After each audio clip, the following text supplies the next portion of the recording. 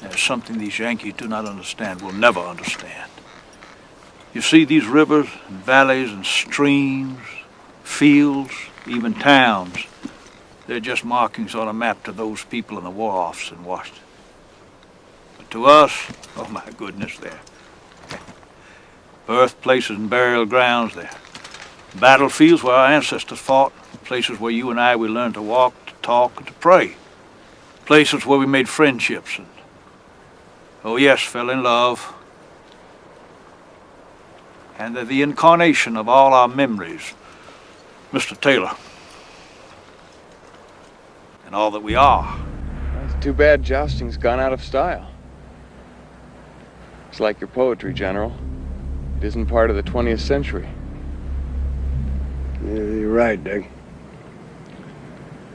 The world grew up. Hell of a shame. There's the rare occasion when the public can be engaged on a level beyond flash, if they have a deeper bond. Nostalgia. It's December 1941 in Casablanca. What time is it in New York? What? My watch stopped. I bet they're asleep in New York. I bet they're asleep all over America.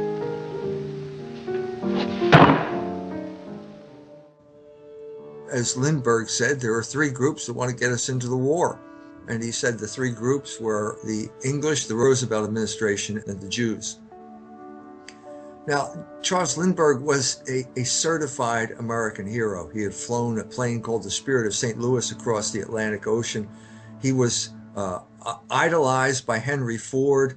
This was a group of people who, a lot of them were of German heritage, didn't want to get into a war, didn't like the idea of war, felt that it was antithetical to everything that they believed in, the America stood for. And they found themselves up against the international financiers who had money invested in foreign markets. And if there were no war, they were going to lose their shirts. We know now that Pearl Harbor, that Roosevelt knew in advance about the attack. They had cracked the code, and he basically allowed over 2,000 Americans to die to create the shock wave that would propel America into the war. At that point, America First was over. 1941, there is no interest in the federal government to destroy the manufacturing base of the United States. This has to become the arsenal for democracy. We need that Ford plant in Willow Run to make bombers instead of trucks. And so it's all been repurposed, reconfigured, and it starts churning out weapons to win the war. For 10 epoch-making days, Casablanca became the solar plexus of Anglo-American leadership. The Antler Hotel was the meeting place when Premier Churchill and President Roosevelt, accompanied by the chiefs of staff of the two countries, laid plans for this year's offensive. During World War II, the elites that you mentioned, basically the big foundations like the Ford Foundation, Rockefeller Foundation, the big money foundations whose money had been hijacked oftentimes by another group of people. Certainly that was the case with the Ford Foundation, probably not so much with the Rockefellers. But they had all converted to behaviorism of some sort or other. Where does that leave free will? Because we all think we have a choice whether to do things or not to do things. Yes. Well, you see, it leaves it in the position of a fiction. We have assumed somehow or other that these internal states, feelings, and so on, have initiated something. They have started something. They have created. We have done something in a voluntary way. We have willed to act. If you now look at the actual history, we find that there are external reasons why this has happened. In other words, by discovering the causes of behavior, we can dispose of the imagined internal cause. We dispose of free will as an American divine of the 18th century, Jonathan Edwards, did. He said, we believe in free will because we know about our behavior, but not about its causes. And the main premise was that if you change the environment, you can change the man. This was the antidote to racism, which got a bad odor because of Hitler. During the war, it became apparent that the United States was going to win, and then it became apparent that they were going to use the war as an excuse for social engineering. Once the war broke out, there was a massive labor shortage, in places like Detroit. The manufacturing workforce was basically recruited into the army, and there was only one major other source of labor in the United States, and that was black sharecroppers down south. Women were insignificant in comparison. And so the point was basically we have to get the black sharecroppers up to work in the factories in Detroit. So 250,000 of them showed up within a 6-month period. People who were completely incapable of understanding how to live in a big city. Racial animosity, which simmered beneath the surface of American society, erupted in Detroit in the summer of 1943. 25 blacks and 9 whites were killed in the rioting. 700 people were injured. 600 were put in jail. 6,000 American soldiers were sent to Detroit to patrol the streets and restore order.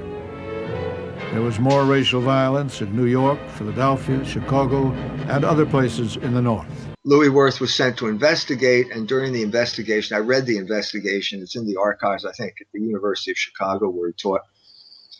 And he concluded there were some people in the United States who could not be trusted because of their origin. And so what he's talking about is basically the ethnic neighborhood. Round up the usual suspects.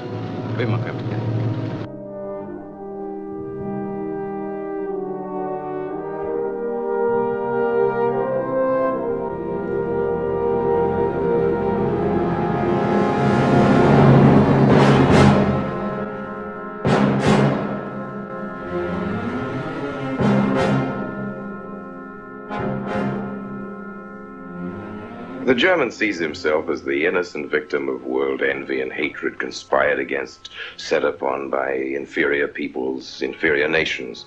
He cannot admit to error, much less to wrongdoing, not the German. We chose to ignore Ethiopia and Spain, but we learned from our casualty list the price of looking the other way. Men of truth everywhere have come to know for whom the bell tolled, but not the German. He still follows his warrior gods, marching to Wagnerian strains, his eyes still fixed upon the fiery sword of Siegfried. And in those subterranean meeting places that you don't believe in, the German's dream world comes alive, and he takes his place in shining armor beneath the banners of the Teutonic Knights.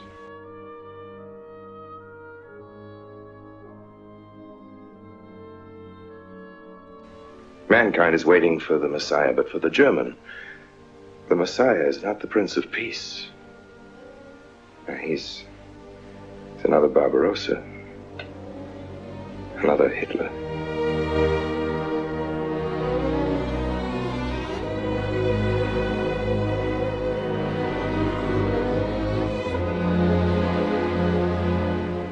Well, then you have no faith in the reforms that are being effected in Germany.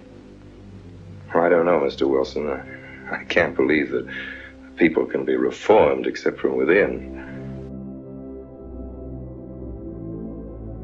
The basic principles of equality and freedom never have, never will take root in Germany. The will to freedom has been voiced in every other tongue. All men are created equal, liberté, égalité, fraternité, but in German...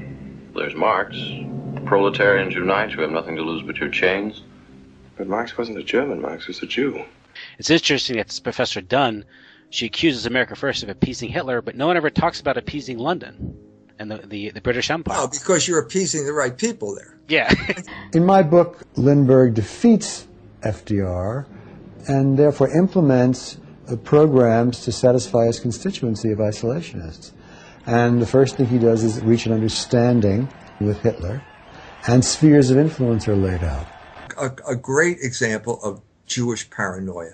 I mean, who's gonna Philip Roth is on top of the world. He's been on top of the fictional world since 1969, and here he is kind of fearing the ghost of Charles Lindbergh. The Frankfurt School started in the 1920s in Germany. It was composed entirely of a group of Jewish intellectuals associated with the University of Frankfurt in Germany. They were certainly part of the intellectual left, and seen that way in Germany. When Hitler came to power, he dissolved them. They came to the United States, most of them, and they pursued their studies in the United States. Now, when they came to the United States, they were confronted with a sort of empirical culture that was not so typical of Germany. And so they became much more empirically oriented. And so, but their philosophical ideas were developed when they were still in Germany. They were very much informed by their political attitudes. And these people, as I say, they were all Jews. They were deeply identified, strongly identified Jews. And once again, they were fundamentally concerned with anti-Semitism. And they came up with these questionnaires and so on, essentially designed to tap people's attitudes about Jews and try to show that these were a sign of pathology. So essentially what they did, they tried to show that people, in the end, with healthy family relationships, people who looked up to their mothers and fathers, people who had a strong religious orientation, that these people tended to have negative views about Jews, and that essentially these negative views about Jews were a result of repression within the family, that they had hostility towards their parents, even though there's absolutely no evidence of this in any of the records that they had. They interpreted positive feelings for parents as sort of sublimations of hostility, because in the records, the people who had strong family relationships, had sort of strong attitudes about their in-group or their family, their nation, their race, these people tended to think, to have more negative views about Jews, because after all, Jews were an out-group. We'll never be able to call this country our own until it's a country without. Without what? Yeah, without what? Without Negroes. Without alien foreigners. Without Catholics. Without Freemasons. You know these people. What's wrong with the Masons? I'm a Mason. Hey, that fellow's talking about me. And that makes a difference, doesn't it? Germans and Italians tell me how politically ingenuous we are. And perhaps so. But we haven't managed a Hitler or Mussolini yet. I've had Frenchmen call me a savage because I only took half an hour for lunch. Hell, Miss Barham, the only reason the French take 2 hours for lunch is because the service in their restaurants is lousy. The most tedious of the lot are you British. We crass Americans didn't introduce war into your little island. This war, Miss Barham, to which we Americans are so insensitive, is the result of 2,000 years of European greed, barbarism, superstition, and stupidity. Don't blame it on our Coca-Cola bottles. Europe was a going brothel long before we came to town. The Voice of America in 1945. Shoo, shoo, shoo, baby. Shoo, shoo, shoo, baby. Bye, bye, bye, baby. Your papa's up to the 7 seas. Don't cry, baby. After falling for 43 seconds, the time and barometric triggers started the firing mechanism. A uranium bullet fired down a barrel into a uranium target. Together, they started a nuclear chain reaction. Solid matter began to come apart, releasing untold quantities of energy.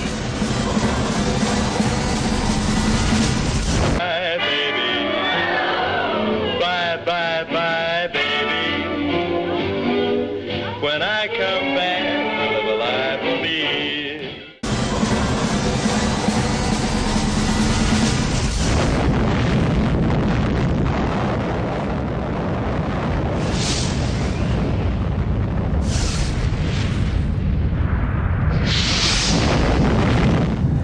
Just like that, 2 atom bombs are on Japan and the war is over. Within 100 hours, 2 bombs hit, and Japan suddenly surrenders. And the world went mad. It went mad with joy. The atomic bomb was a miracle. It was a gift from God. It ended the war. And when it ended the war in 1945, everybody said, all right, no more depression, no more war, we're going to go on from here. And in effect, that was the start of the 1950s. The 1950s started in August of 1945. The newly vibrant economy and the need for veterans' housing would inspire one entrepreneur to transform thousands of acres of New York potato fields into a new kind of American community. We believe that every family in the United States is entitled to decent shelter. Navy veteran Bill Levitt imagined thousands of homes here, and he devised a way to build them fast. After the war, we had a period of prosperity. Henry Ford died. His grandson took over, Henry II, and sat down and actually dealt with the UAW. And so at this point, we had high wages, high wages allowed people to raise families, raise children. It brought about broad-based prosperity in the United States of a sort that is now a distant memory. This is Levittown, Pennsylvania, a new suburban community of 60,000 people midway between Philadelphia and Trenton, New Jersey. With its giant shopping center, winding lanes named for flowers and trees, it is fairly typical of communities all over America, where families are pursuing the American dream to give their children a better chance in life. This sense of limitless optimism led to the most dramatic demographic change in American history, the baby boom. Between 1946 and 1952, American families added 25 million children to the population. It was a great, great era for white males. This is the time of the creation of the suburb. Levittown was created right after the war. It is also the time of the creation of the interstate highway. That bill passed in 1954. And it is also the time of the mass use of the television.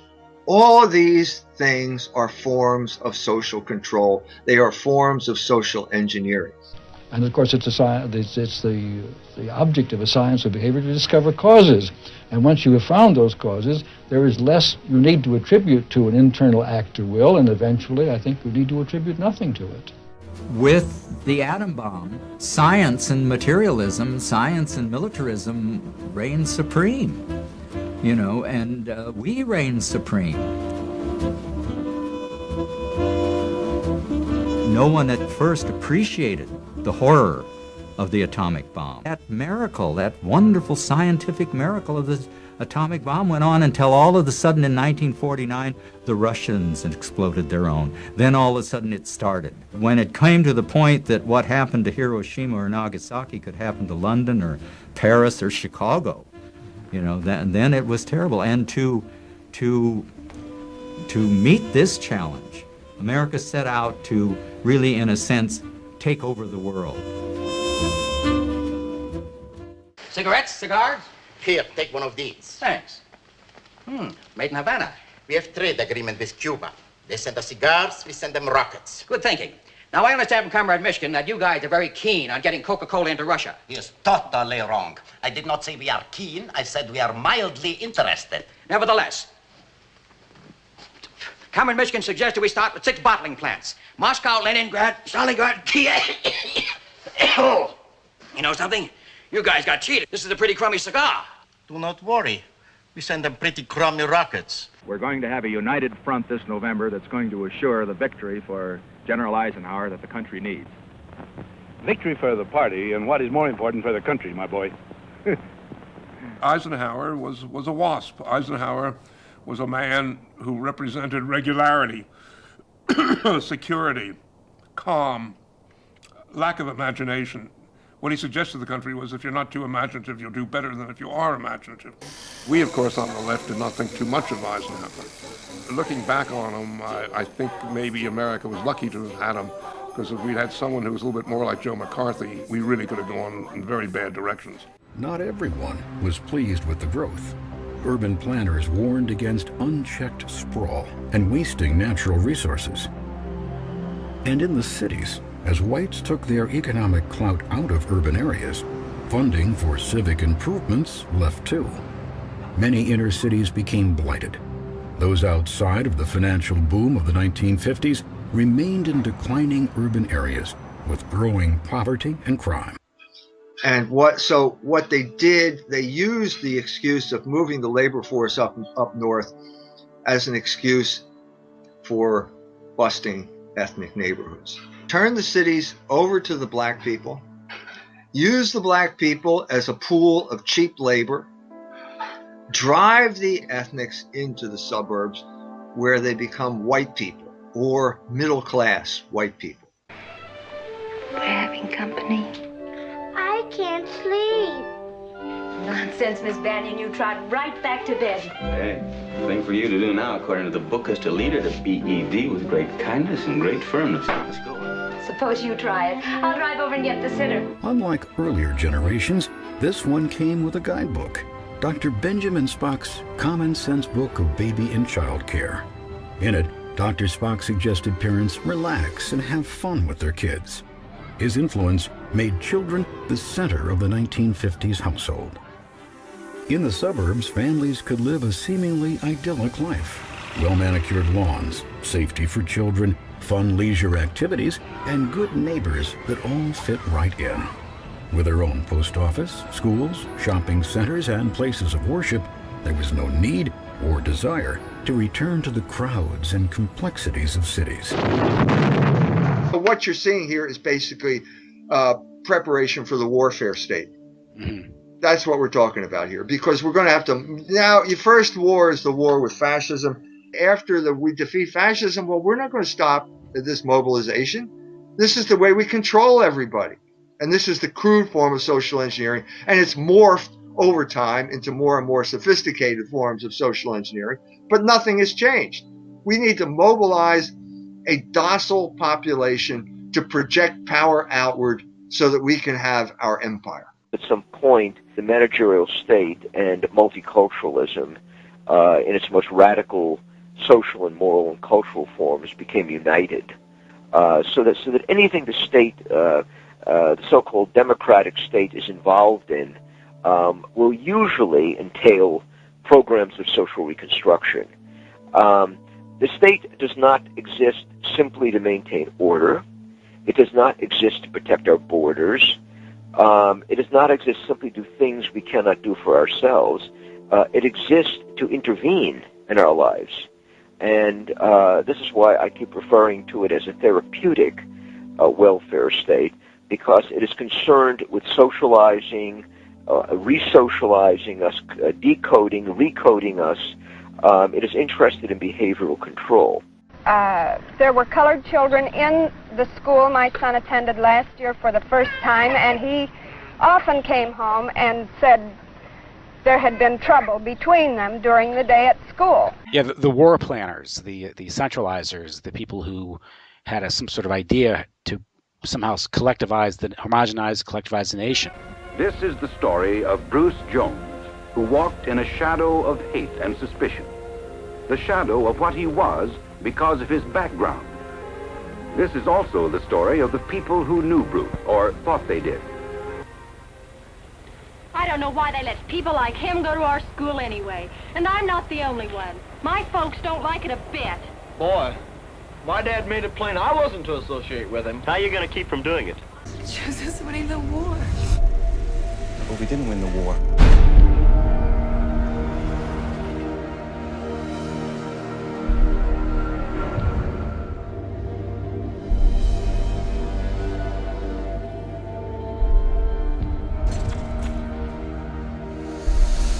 Now we have a better world.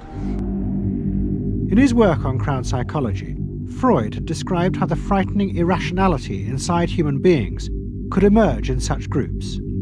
The deep, what he called libidinal forces of desire, are given up to the leader, while the aggressive instincts are unleashed on those outside the group. Do you think other Negro families will come to Levittown? Definitely. Yes. What do you think will happen? Well, just what's happening already. I don't know. It's a rumor I read in the paper where they have 2 colored school teachers now in Levittown. So that's just a good example of what is going to happen. Well, what's wrong with that? Living in the consumer society but having few of its advantages, they chose this moment to make white America live up to its ideals. What was your reaction to the Myers moving in? Well, I was happy to see this become more of an American community,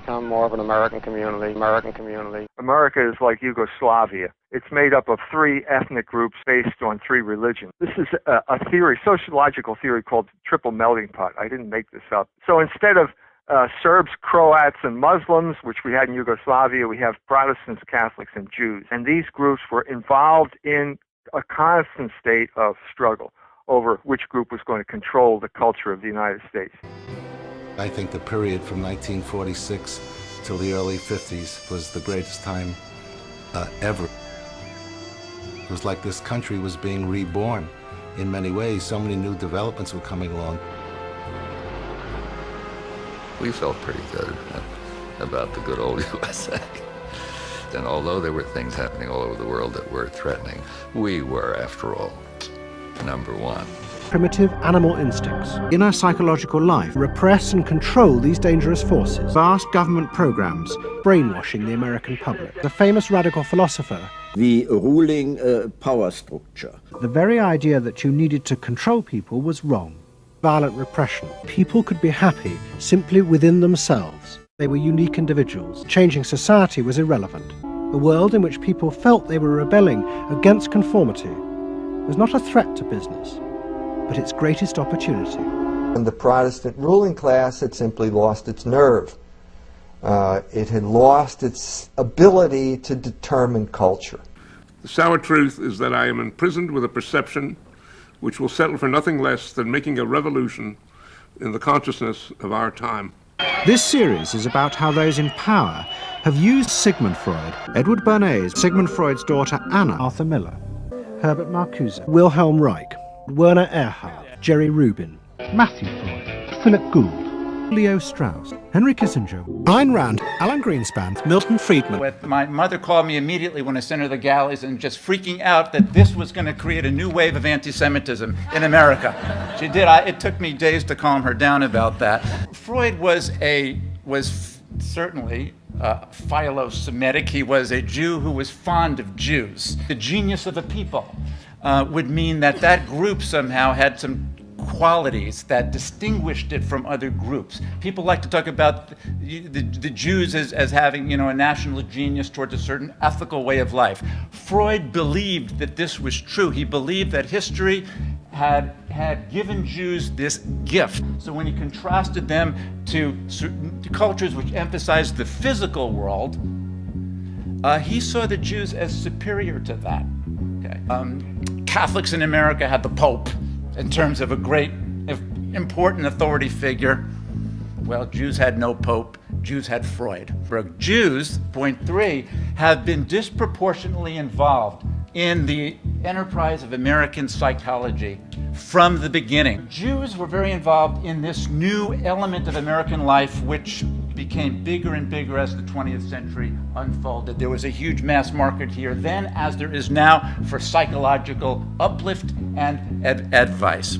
Generally speaking, before this mass market, psychological mass market developed, Christians got their advice about how to improve themselves and live a better life and attain some happiness from Christians, priests, ministers. Jews got their advice from rabbis.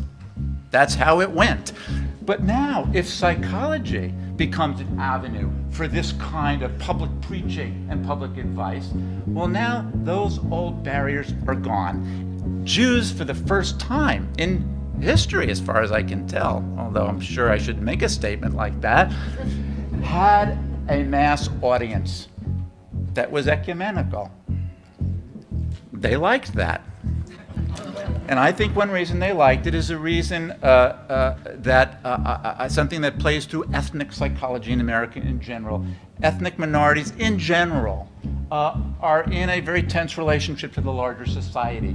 So in some ways, I think that what this new audience, this new arena that was opened up here to Jews gave them a unique way to gain a larger kind of acceptance, and they hoped, I think, to change American attitudes so as to produce an American public that was more congenial, more accepting to people like them, outsiders.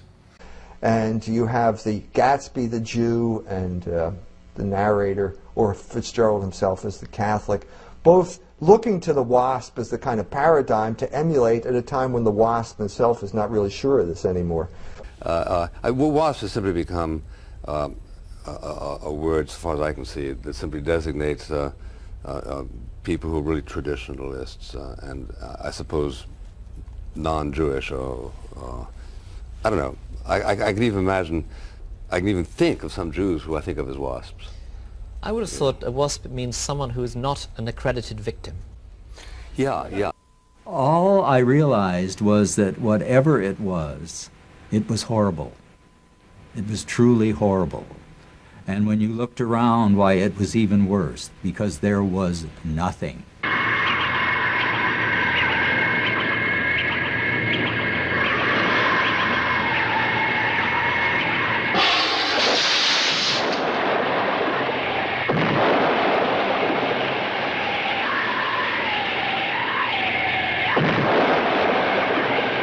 What is this philosophy you are propounding? Well, to begin with, as I've indicated, it's a kind of existentialism. And the reason I say that I was certainly not the first hipster, nor the first, that I didn't create hip, is that hip really comes from, I think, the unstated, tacit philosophical experience of the Negro. It was a view of life which they evolved to deal with the extraordinary conditions of their life. Because the Negro, after all, particularly in the last 20 years, has been living in the most extraordinary and marginal relation to American life. He's admired enormously by a few white people. He's generally feared, tolerated, put up with, or even championed by a vast majority of whites who have little understanding of him. And so he lives in a peculiar kind of no man's land. Now, I think it's exactly the people who live in no man's land who become existentialists one way or another. Because as I keep going back to this point, there is nothing from the culture of the past they can depend upon. They begin to live in what I call an enormous present. The present is the only thing that has enormous meaning to them. The future cannot be calculated in any way at all that makes any sense. And the past tends to drop away. As a matter of fact, one of the things I think that almost characterizes most hipsters is that they have a very poor memory.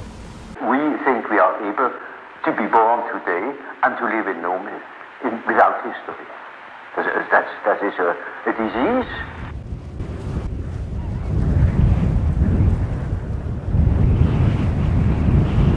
The incarnation of all our memories and all that we are.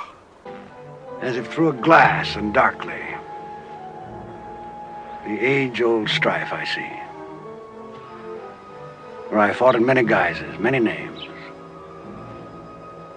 but always me. You're suggesting that the hip is an outlaw without a past, without a future, simply existing for himself at the present moment, regardless of the consequences or regardless of how he acts or reacts upon other people and the community as a whole. Yes. And all of these people, Father Coughlin, for example, is completely demonized by these people. Because, why? Because they lost. They lost the war. A picture of Jesus hangs on the wall. There's lines in his eyes now and trash in the hall. But he'll put on a birthday and smile at the moon and say that he's happy because it's over so soon. And only when it rains does it rain. And only when it stops it is no more. And only once does the big ship come down to let those. What lost was the Midwest. What does that mean? That means no foreign entanglements. It means protected manufacturers. It means high wages. All of these things were destroyed once the oligarchs got their hands on the levers of power.